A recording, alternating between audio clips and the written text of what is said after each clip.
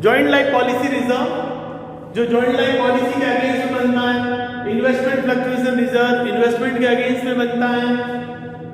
Depreciation reserve कोई particular assets के against में बनता है। Provision for bad debts and provision for discount on debtor वो डेटर के अगेंस्ट में बनता है, राइट। तो ये जो रिजर्व है वो किसी एसेट्स के अगेंस्ट में बने हुए हैं, इसलिए ये रिजर्व बैलेंस शीट में लायबिलिटी में से हम इनको रियलाइजेशन अकाउंट के क्रेडिट साइड में बाई लायबिलिटीज में दिखाएंगे, लेकिन इधर डेबिट साइड में टू बैंक के नाम से इनका कोई पेमेंट नहीं होगा और न ही इनको कहीं पार्टनर्स कैपिटल अकाउंट में शो करना है, तो ये ऑटोमेटिकली नलिफाई हो जाता है। But whatever amount is realise from those assets, JLP का सरेंडर से कितना पैसा मिला या फिक्स एसेट से कितना पैसा मिला, डेटर से जो एक्चुअल अमाउंट रियलाइज हुआ, वो सब बाई बैंक में एसेट्स का रियलाइजेबल वैल्यू हमारे उधर क्रेडिट साइड में आ जाएगा। ये बात हो। फिर selling price of the tangible assets, तो अगर कोई टेंजिबल एसेट्स है और उसके बदले में सेलिंग प्राइस उसकी नहीं दी गई है तो फिर ऐसी स्थिति में हम ये मानेंगे कि उसकी बुक वैल्यू रियलाइज हो गई। और इनटेंजिबल एसेट्स की सेलिंग प्राइस नहीं दी गई तो हम ये मानेंगे कि उसका कोई रुपया वसूल नहीं हुआ। तो ये selling price of tangible assets क्या होगा, book value is realised, it will be assumed while preparing realisation account. Next, amount paid to a recorded liability is not given. अगर आपको बैलेंस शीट में स्टडी क्रेडिटर, बिल पेबल या bank loan या कोई partner का Mrs का loan के नाम से दिया हुआ है, लायबिलिटी दी हुई है और उनका पेमेंट कितना किया गया, ज्यादा किया कम किया कुछ भी नहीं दिया हुआ, तो फिर at the time of preparation of realisation account we will always proceed on this premise that the liabilities external liabilities were paid at their book value. जब किसी रिकॉर्डेड लायबिलिटी का पेमेंट कितना किया गया ये क्वेश्चन में नहीं दिया हुआ है तो हमें ये मानना है कि बुक वैल्यू का पेमेंट हो गया। And next, transfer of assets against liability to the creditor और to the bill payable holder. तो अगर एक डिसॉल्व फर्म का डिसोल्यूशन के टाइम एसेट्स और लायबिलिटी जो बैलेंस शीट में दी गई है उसमें से कुछ एसेट्स ऐसी है जो किसी क्रेडिटर को या लेंडर ऑफ मनी को ट्रांसफर की गई है, यानी कि सेटलमेंट ऑफ द डेब्ट of the firm by transfer of the assets of the firm. ऐसा अगर करना हो तो फिर कितनी लायबिलिटी के लिए कितने वैल्यू के एसेट दी गई है वो म्यूचुअल सेट ऑफ होने की एंट्री दोनों तरफ नहीं होगी, यानी कि न तो एसेट्स का रियलाइजेबल वैल्यू दिखानी है क्रेडिट में, न उस लायबिलिटी का पेमेंट दिखाना है डेबिट साइड में। ये म्यूचुअल सेट ऑफ है, तो फिर क्या दिखाना है, हाँ अगर एक्सेस अमाउंट हमने पेड करी है या हमें रियलाइज हुई है, जैसे अगर एक क्रेडिटर है 50,000 का, हमने उसको फर्नीचर जो ट्रांसफर किया उसका मूल्य है 30,000 रुपये एग्रीड वैल्यू, राइट। तो फिर 20,000 हमें उसको क्रेडिटर को पे करना पड़ेगा। तो क्रेडिटर इधर रियलाइजेशन के क्रेडिट में तो डेबिट में हम टू बैंक क्रेडिटर में 20,000 रुपये ही लिखेंगे, क्योंकि up to ₹30,000 we have transferred the furniture. लेकिन जो फर्नीचर हमारे क्रेडिट साइड में रियलाइजेशन में था उसका डेबिट में जो फर्नीचर अकाउंट जो रियलाइजेशन के डेबिट में था उसका क्रेडिट में फिर कोई रियलाइजेबल वैल्यू नहीं लिखेंगे, समझ गए। यानी कि कोई एसेट्स अगर दी है जो बुक वैल्यू में डेबिट में थी उसको हमने क्रेडिट में अमाउंट रिसीव्ड भी नहीं दिखाना है, और जो क्रेडिटर 50,000 का था उसको हमने 30,000 का फर्नीचर जब दे दिया तो क्रेडिटर का पेमेंट भी अब 50 की जगह सिर्फ 20,000 रुपये डेबिट में आएगा। This is called a mutual set of transfer of assets of the firm against a particular liability. तो जो म्यूचुअल सेट ऑफ जिस वैल्यू पे होगा उस वैल्यू की कोई एंट्री नहीं होगी रियलाइजेशन में to the extent of the value settled. और एक्स्ट्रा अमाउंट पेड करनी पड़े हमें क्रेडिटर को लायबिलिटी को तो टू बैंक आएगा, और अगर हमें उससे एक्स्ट्रा रुपया मिलता है तो हम बाई बैंक में लिख देंगे सरप्लस प्राइस रियलाइज। तो दिस इज वेरी इंपॉर्टेंट, ये बोलता है transfer of assets.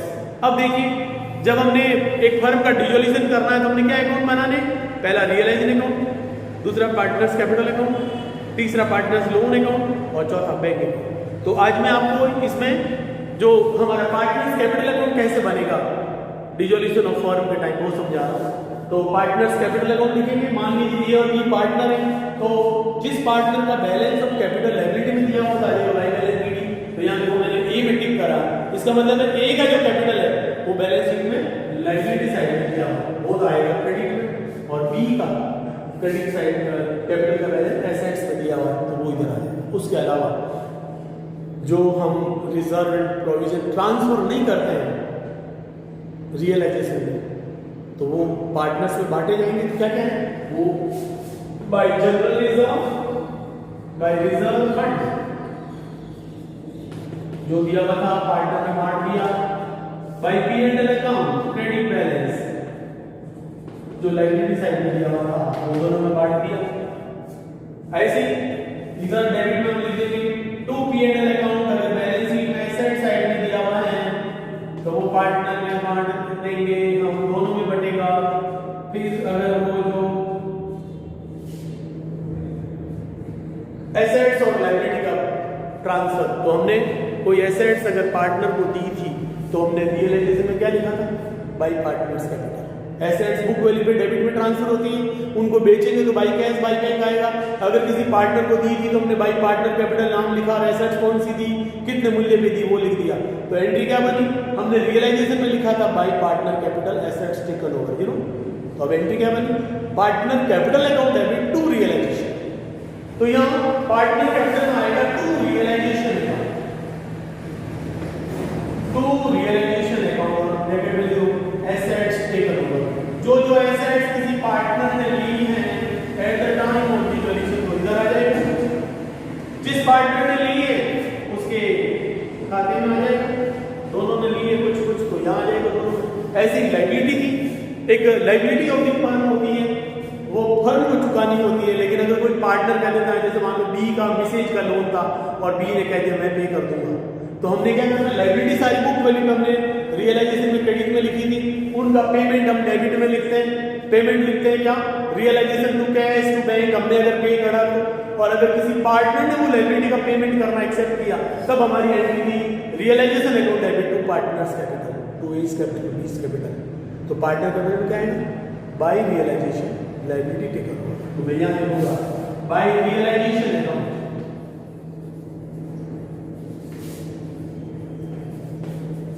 Liability taken over.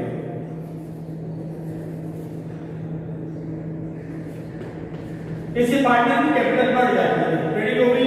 अगर कोई एसेट्स लेता है तो उसका पार्ट पेमेंट हो गया एक तरह से तो वो डेबिट में आता है, तो उसकी कैपिटल का बाद में पेमेंट है वो कम हो जाएगा।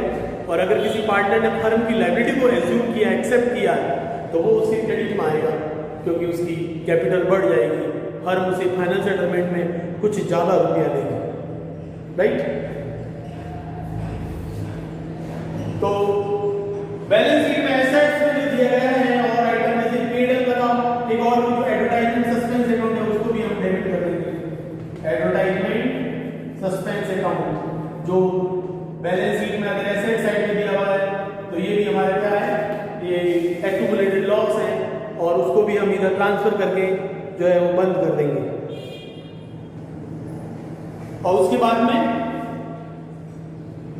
General reserve fund P&L assets से, और उसके बाद में अल्टीमेटली में क्या हुआ, जो पार्टनर जो रियलाइजेशन अकाउंट हमने बनाया है उससे जो प्रॉफिट एंड लॉस निकलेगा वो प्रॉफिट एंड लॉस सारे पार्टनर्स में बांट दिया जाएगा। तो हम लिख सकते हैं रियलाइजेशन में लिखते हैं to partners capital account profit, तो पार्टनर कैपिटल में क्या आ जाएगा बाय रियलाइजेशन प्रॉफिट, और लॉस होगा तो यहाँ आ जाएगा to realisation account, to realisation account loss on realisation debit में आएगा।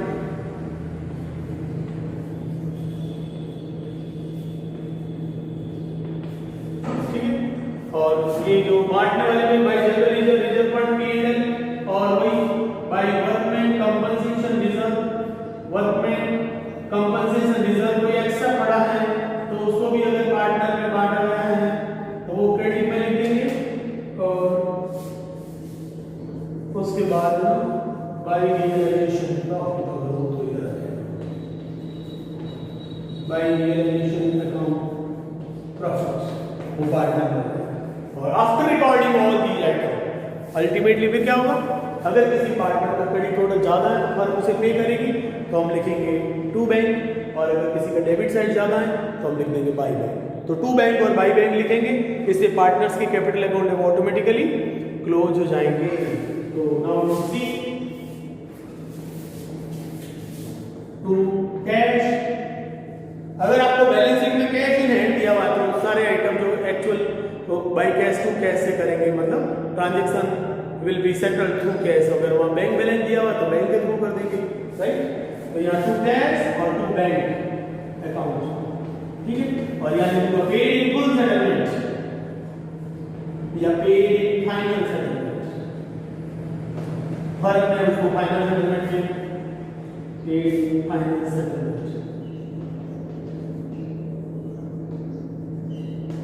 जिसको पे करा, और अगर किसी का डेबिट साइड ज्यादा है तो उस पार्टनर को रुपया लाके देना पड़ेगा, तो हम यहाँ लिखेंगे by cash oblique by bank account, और वो हो जाएगा received in final settlement,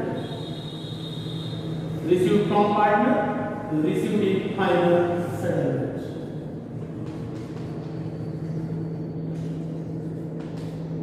F for final settlement. और इस तरह से ये खाते बंद हो जाएंगे। अब एक और जो पार्टनर्स कैपिटल अकाउंट के बाद में बनाएंगे कैश ऑब्लिक बैंक अकाउंट, एक और इंपॉर्टेंट है। अगर एक फर्म का डिसोल्यूशन होता है तो हम कैश ऑब्लिक बैंक अकाउंट भी बनाएंगे, उसमें वो सारे ट्रांजेक्शन आएंगे जिसमें फर्म के अकाउंट बंद होने के लिए। तो सबसे पहले अगर आपको कैश और बैंक का बैलेंस देखना है तो बैलेंस बीडी जो एसेट साइड में दिया हुआ, अगर बैंक ओवरड्राफ्ट दिया हुआ तो बैंक का क्रेडिट बैलेंस है वो इधर आ जाएगा बाय बैलेंस बीडी ओवरड्राफ्ट इधर लिख देंगे। फिर उसके बाद अब रुपए कहाँ से आएंगे, एसेट्स बेची, तो cash oblique bank account debit to realisation, जितनी भी एसेट्स बेची है उनको बेचने से जो पैसा आया है वो इधर आएगा to realisation asset sold,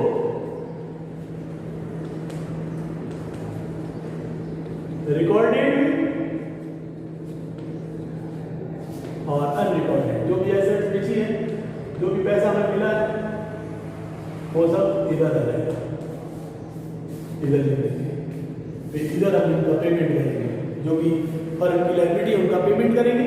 firm की लायबिलिटी का जो पेमेंट किया हमने, तो मान लीजिए सबसे पहले किसी पार्टनर का लोन था वो पेमेंट किया, तो लोन अकाउंट अलग से बनेंगे। लोन अकाउंट पार्टनर लोन में लिख देंगे बाय बैलेंस बीडी, फिर उसको पेमेंट किया तो partners loan account debit to bank, तो बैंक में आ जाएगा बाय पार्टनर्स लोन अकाउंट।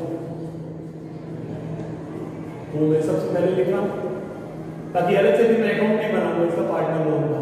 उसके बाद में क्या होगा, बाय रियलाइजेशन अकाउंट। अब रियलाइज अकाउंट में सारी लायबिलिटी जो पेड करी हमने है, जो भी पेमेंट किया वो क्या होगा, रिकॉर्डेड लायबिलिटी का पेमेंट हुआ।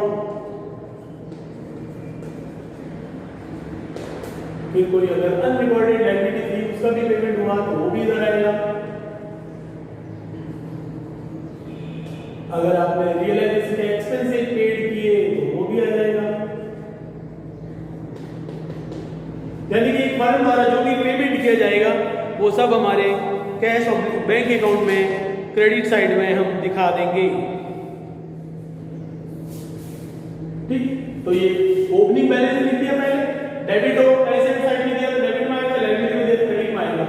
फिर एसेट्स बेची है फर्म की, समापन की बात है, तो whatever amount is realised from sale of assets, उसमें एसेट सोल्ड चाहे रिकॉर्डेड हो चाहे अनरिकॉर्डेड हो, दोनों का पैसा जो मिला वो सभी आ गया रुपया। अब हमने पेमेंट करना, पेमेंट सबसे पहले पार्टनर्स का लोन का कर दिया और उसके बाद में जो एक्सटर्नल लायबिलिटी थी उसका सारा पेमेंट हो गया, और लास्ट में फिर पार्टनर्स का कैपिटल का पेमेंट हो जाएगा। और यहाँ हम लिख देंगे बाय पार्टनर्स कैपिटल। जिन पार्टनर का हमने पेमेंट किया, partner capital account debit cash और बैंक आया तो कैश और बैंक में बाय पार्टनर कैपिटल आएगा, जिसका नाम जिसको पेमेंट किया उसका नाम आ जाएगा bye partners capital account. by partners capital amount paid in full settlement, paid in full settlement, जो भी पैसा बचा वो पे है। और अगर किसी पार्टनर का डेबिट बैलेंस था और उसने फर्म को पैसे लाकर दिए तो रुपया मिलेगा, तो अब यह लिखेंगे cash opening bank account debit to partners capital account, to partners capital amount received in full settlement, amount received in full settlement.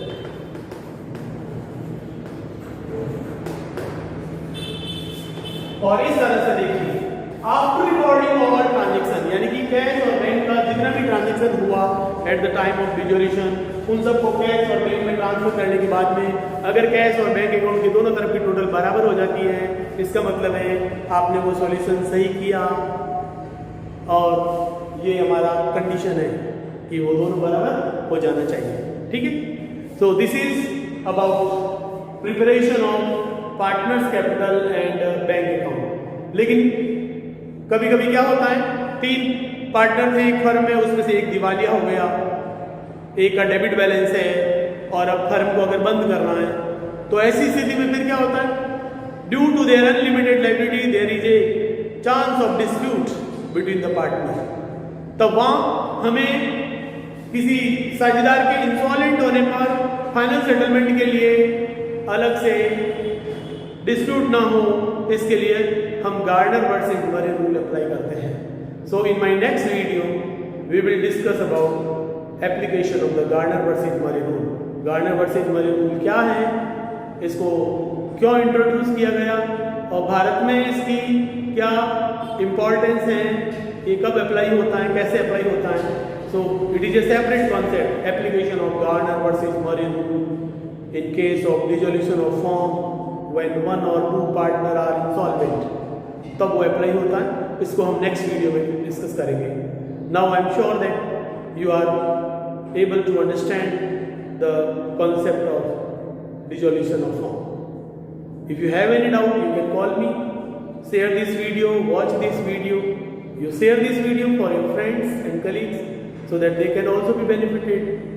If you will watch the video, you will have a feeling like a classroom teaching, and if you will subscribe this video, then certainly you will get my next video, you will get the information about my next video, which will be really very useful for you all. Thank you very much. Thanks to you all.